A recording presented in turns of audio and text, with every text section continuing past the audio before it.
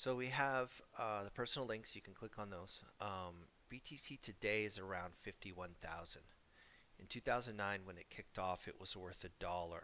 So if you were to invest 12 years ago, that dollar, it'd be worth $51,000. That's quite a bit.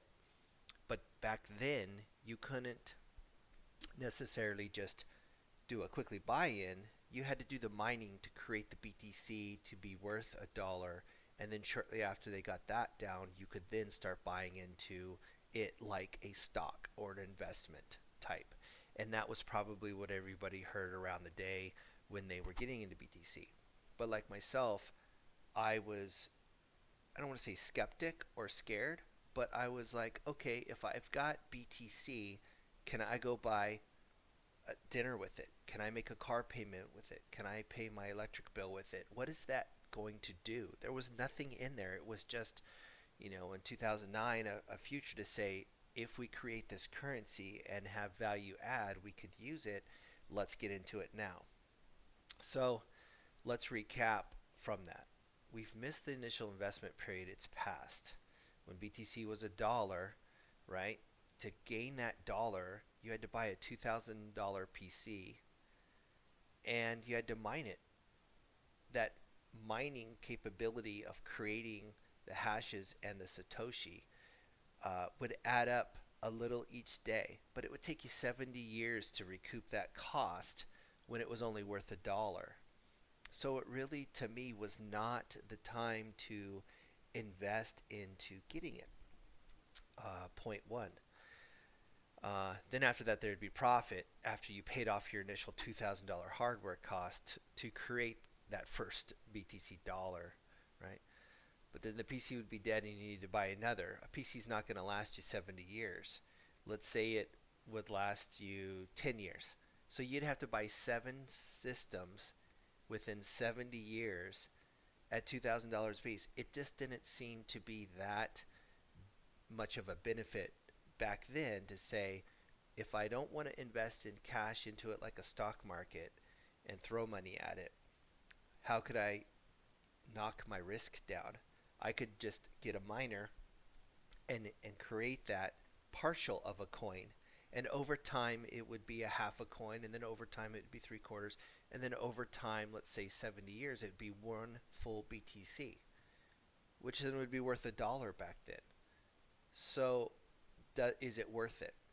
Knowing what we know now and how it's grown and the uses of it, for instance, today I can now pay partial of my electric bill. They'll take, for instance, the first 10% of my electric bill and take BTC value of a coin for it. So if it were to cost me $3 to create that 10%, and my 10% was $20, I just basically saved a good chunk of money by paying with BTC that cost me less to mine. Well, that wasn't the case back then, back in 2009 to 2015. Uh, the growth of BTC was going up, but the cost of a personal person to mine it, unless you invested in that hardware and stuck it in your garage or a closet, slowly cranking out the BTC wasn't doing it. Your best bet was to invest in it like a stock market, fingers crossed, hoping the value went up. And it goes to show, buy low, sell high. So buy it for $1, sell it for 51,000. That's the stock market plan, right? So corporate infrastructure apps allows for mining to be better cost to raise $1 or cheaper to mine. So PC was 2,000, you already own it.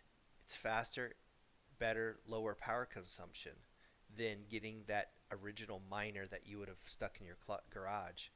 Mining apps are better coded. They're running more efficient and can run on newer personal type hardware, cell phones, laptops, PCs. So you don't need to go out and buy that $2,000 mining tool and stick all the extra graphics cards in because graphics cards have higher CPUs. They're called GPUs, graphics processor unit. And you would run the mining within the graphics card CPU as opposed to the system's BIOS CPU, right? Well, now because of the apps, you can run them on your CPU on your cell phone, the CPU on your laptop, and your PC. To mine with a PC would take 2 to 5 years to recoup your cost. That's dramatically smaller than 70 years. So now the crossroads are hit. Then after that, that would be profit. So what I'm saying is that now that I can run on my existing systems that I already have a cell phone that I use. So I don't need to buy another computer to run BTC or crypto mining on it. I already have a travel laptop that I use every once in a while. So I just plug that in and it just stays plugged in, connected to the internet. And when I need to go on a trip, I just take it with me. And it's still running the BTC in the background whenever I power it on. And then my PC, like this one here, it's on 24/7. So I just have it running all the time. I'm actually using the browser that comes with it as my main browser more now. I've transferred all over my shortcuts and stuff, so we'll get into that in a little bit. So to mine a PC would take 2 to 5 years to recoup. Okay, I've had my cell phone for almost 2 years. I've had my laptop for about 4 years, and this PC, I just recently, about 3 months ago, my other PC I had for 10 years, it finally just went. So I had to buy a new PC. So I'm going to have this other PC for at least 10 more years. So therefore, I can start creating BTC off of these three devices. Or mainly I only need to focus on two, or maybe I only need to focus on one. It's really up to you on what you do. I just happen to have all three of these, and I'll show you down the road how at it when we get through these tabs what I did, how I did it, what my expectations were, just so that you can say, is it worth knowing about this? Is it worth using it? Is it worth about getting a base from it? And when, if you wanted to throw a little bit of money into it and increase it. So for instance, if I'm using my PC and I'm getting a certain amount of Bitcoins hashed out and created, if I were to buy another PC costing $2,000 to $3,000, it's only going to give me so much. So instead of using my hardware, now that there are data centers filled with systems to run BTC mining, you can subscribe to them. So there are a lot of options we have now that we didn't have back then. Plus, there are a lot more options now to spin the BTC that we didn't have back then. So the crosswords have hit it. The ability to mine today is significantly almost zero low cost. It's not a zero cost all around because you do need a system, but if you already own these things, you just add it as an app and it's going to run. So that's where the almost zero comes into. My cell phone's already running. I'm already paying a subscription for it for other uses. So by just adding an app into it, it's not going to increase my cost. It's just going to run on there. Same thing with my laptop and PC. So I took it as two approaches. The first was zero investment. What do I got to do to get started? I'm going to show you that.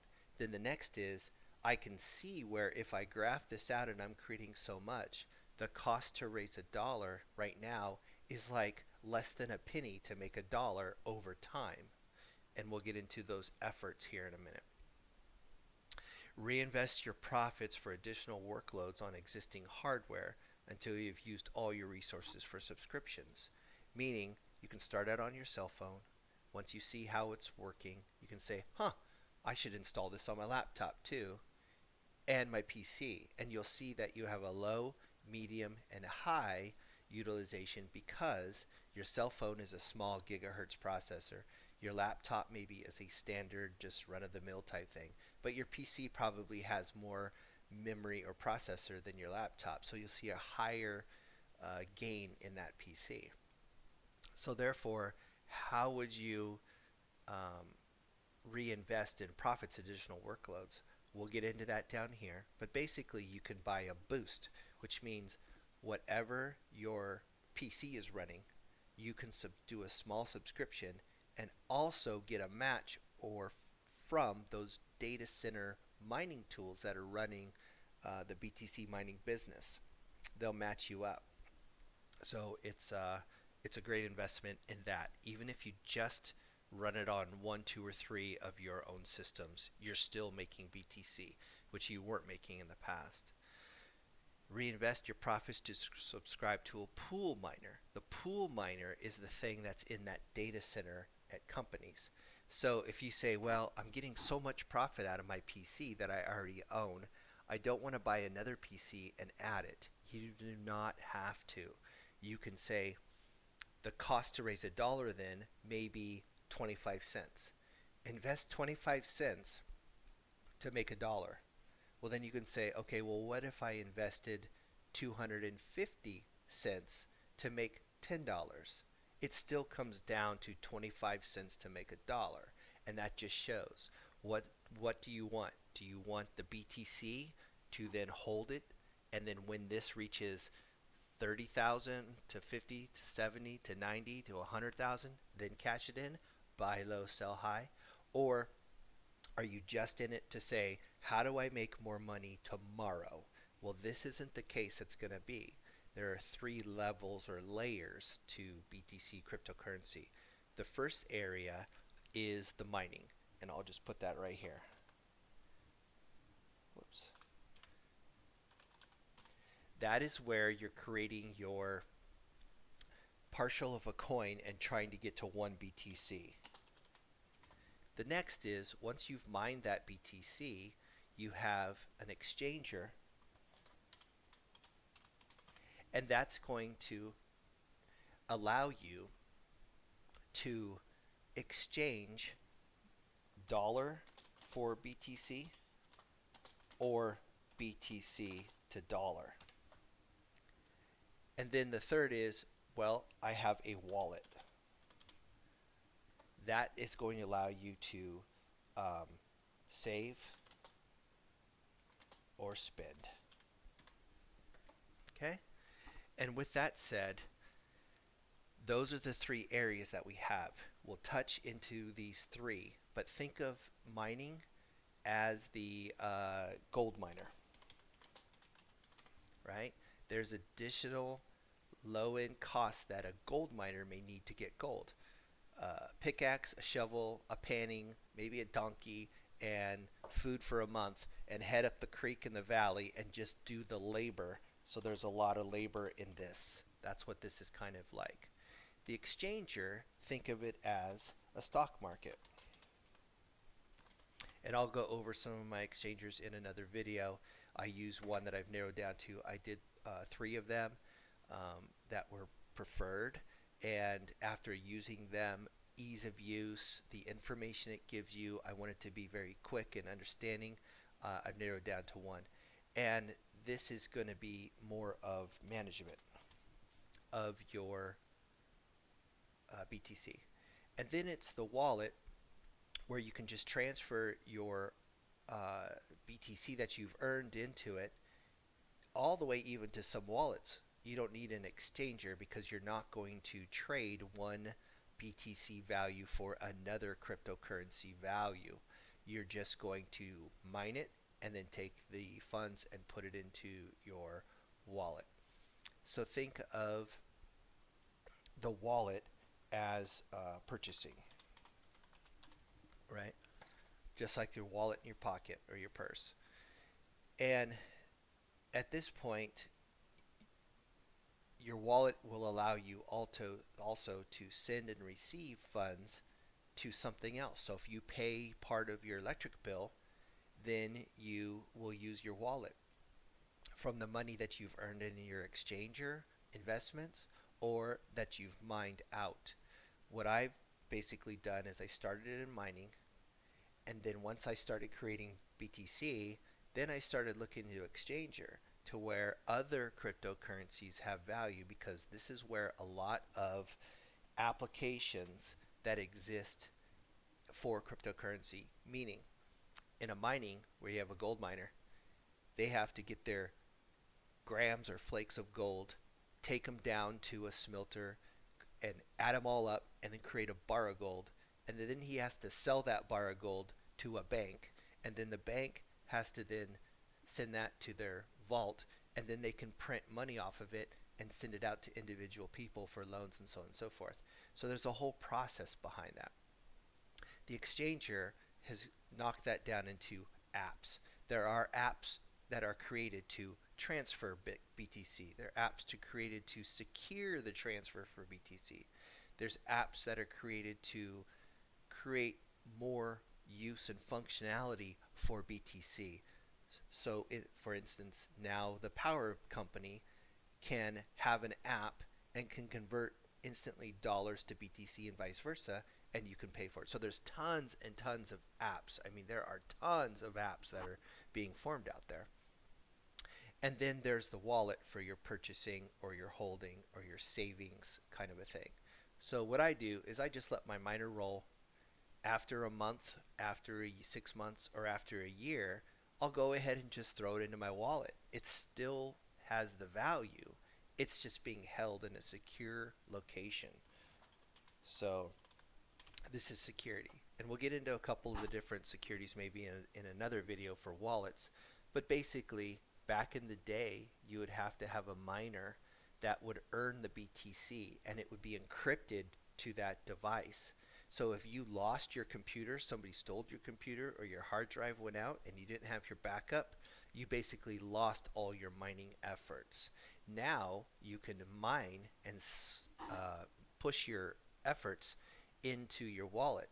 But with today's apps, you have a central management business that will hold and take care of your BTC as you earn it day to day.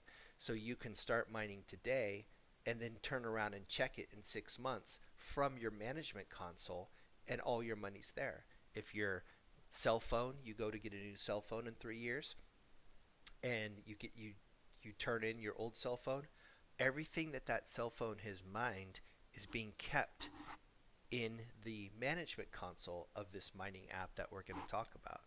Same thing with the laptop or the PC. You don't have to hard code it to that device. So it's very simple and secure in that area. Okay. Some of the limitations of BTC. How big or how of a functionality is BTC to use it? Well, due to there will never be more than 21 million Bitcoin. The limit's known as a hard cap. It's encoded in the Bitcoin source and enforced by the nodes on the network. So the algorithms of what that BTC is, there's only so many that there are. That's the way they created it. It's kind of like saying gold on the earth. There's technically really only so much gold on the earth that can be mined, because it takes so long to create gold that we can actually capture, meaning the solar flares from the sun. That's basically what gold is the ash from a solar flare, drifts in outer space, and as the earth orbits around, it's like a little cloth that sweeps and picks up that fine molecular dust that accumulates on mountain ranges, that then gravity, because gold is heavier than water, it and dirt and rocks and gravel, it accumulates down, and eventually it goes into a crack into the earth's ore, into the center of the earth, that then comes back out in a volcano or an eruption and gets a vein, and then we can mine that concentrated value of gold. It takes billions of years to get, a bar. Well, once they mine so much, what are they going to do? Now I have to go to mine Mars or something like that to get more gold. Otherwise, the cost to mine gold is going to be capped out. So if you think of it that way, there is a limit because of the way that they set the Bitcoin. Therefore, the value will be stable once it's being used, and everybody will have the ability to use it. The market cap is 168 billion. That is if all 21 million were mined out and they became a neutral value. So for instance, a gallon of milk, let's say if it wasn't 212, if it was $1, keeping it simple, then that's the way it will always be for it. And you can say, but what if value is more important to me than it is to you? And so therefore you could say a gallon of milk is worth $1.20 to me. But over here in this other state or this other area where there's plenty of milk, it's only worth 90 cents. So there could be a little fluctuation in that kind of a thing, that $10,000 per coin, if all bitcoins were mined and they were in circulation, they're going to neutralize it in now. So 168 billion, right? Okay, so currently there's about 19 million coins that have been mined completely. 19 million out of the 21 million, okay? So there is 16 billion in Bitcoin in circulation that we have to find that for it. Well, then how come it's not the 19 million? Well, you'd have to say of this. To find out actual amount of Bitcoin, you have to take the current supply and subtract the amount that has been lost. Because back in the day, people had to run on a miner and they mined it and then they threw it in the trash by accident and forgot to copy it off and get the hash key, the security key that shows it's theirs. And there are people who have millions of dollars in the dump, and they are basically searching as hobbies now to go through sections of the dump where their trash pickup might have picked up their old computer, 6 months ago. They'll say, please hold off on dumping more trash into this whole acre of trash so I can sift through the first 10 feet of it to find this $1 million computer. It happens, and at some point they're going to just say, I've searched as much as I can. I can't find it. It's lost. It's gone, right? So that's the lost part. The estimate is about 15% around has been lost. That means that there's approximately 16 billion Bitcoin in circulation. So, okay, what's the future hold of us? A panel of 50 Bitcoin cryptocurrency experts predicted the Bitcoin will continue to climb in 2021, hitting the around 80,000. Well, that did happen. This was, written in 2019, I think, when they had gotten that as a prediction, right? Well, in 2021, it did. It actually hit almost 70,000 with nobody pushing it. It just was evolving and growing to the fact that now applications are being written for companies to send and receive coin for their goods and services. That's what hit it. And as more companies get on board with it, just imagine in 10 years from now, you have a debit card or on your phone, and you can walk up to a vending machine and pay for a soda without even touching a coin in your pocket or a dollar. You can pay for something.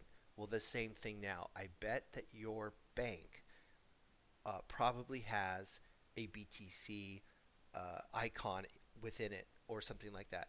I bet that Venmo or those kind of transfer apps will have BTC associated with it, or you could transfer either cash into BTC and then pay for goods and services in BTC, or you can just straight out pay for the BTC.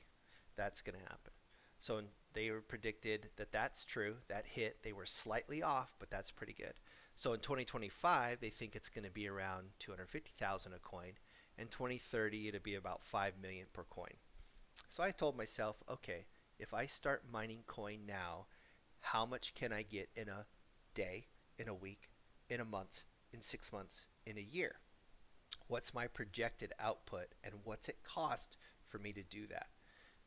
And within 2025, in 4 more years, how much of a coin could I have, and divide it by 250, what's the value of that? That's kind of just like thinking of future. I'm buying low, selling high.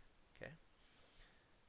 So I figured it's a good time to start getting into it. I started about 6 months ago. I actually even almost bought a used old miner that somebody said, well, I can sell you this unit for $3,000. It's made me $1,200 over the last 6 years. But then another 6 years, it'll actually get me a full coin. Well, they wanted to invest into a bigger computer, a bigger miner that will run the load twice as fast, because back in 2009, CPUs were running at, let's say, 1 gigahertz. Now they're running at 4 gigahertz, 4 times as faster. So how long do you keep that old equipment? Those people are stuck in a rut where they always have to put a value on their infrastructure and say, if I sell this at a loss, I can buy this newer thing and mine more in a quicker amount of time to pay for that loss over 2 or 3 years. It's a game I didn't want to play. I didn't want to be in that. So I said, let me see if I can hold on to my BTC for the long-term investment as the BTC value increases. So if today I had one BTC that was worth about $50,000, I would not cash it in yet. I would wait until 2025 and cash it in. I'm going to take that risk because I've put basically zero into my startup, and then as I see the investment grow, I could decide, okay, I'm going to put another $5 into this. Get me a little bit more. Get me a little bit more. So hopefully by 2025, I'll have 3 coins instead of just 1 coin, playing the basic path of that. Buy low, sell high, mine cheap, save up, sell high. That's what I am doing, and I'll take you on this trip. So some of the things for the beginners to know: that 1 BTC, 1 point, I couldn't put a point right here in my graphic, but it'd be 1.0000001. That is called 1 Satoshi. So that's the way we can talk about, hey, I have 20 Satoshi. Okay, that would be a 20. And that is 20 millionths of 1. If I have 2 Satoshi, then that's only 200 millionths of 1. Very, very small. It's like you have, I think, 100 hairs on your head. 100,000. If you think about your hair being twice as thick, that would be the next grouping over. So if we have 100,000 and we have twice as many as that, then that's 1/15 millionths. That is even smaller. You've slivered that hair in half, and then you've taken all those hairs and slit all those in half and taken those in half. So maybe a string of silk that is very small is this big, and then you've cut that in half, and then you've cut that in half. It's so small, it's almost like particle dust floating in the air. If you think about that, how small it is. How many pieces of those dusts would you need to accumulate together so you could see it with your eye? That would be this probably layer here. And then as you move it and it gets bigger and bigger, maybe this is a grain of salt. It's that big. You take a bunch of salt together and it gets something that you can pinch and pick up with your finger, but it's smaller than a hair. It's just that small. And as it gets bigger and bigger, then you're here to this. This would be 1 penny. This would be 10 cents. This would be $1 or 1 whole thing. And so that's how you can treat the growth of that. You're going to start out with getting 1. 10 of those gets you 1 of these. For every 10 of those gets you 1 of these. For every 10 of those, and it builds up. So with that, we want to talk about our effort.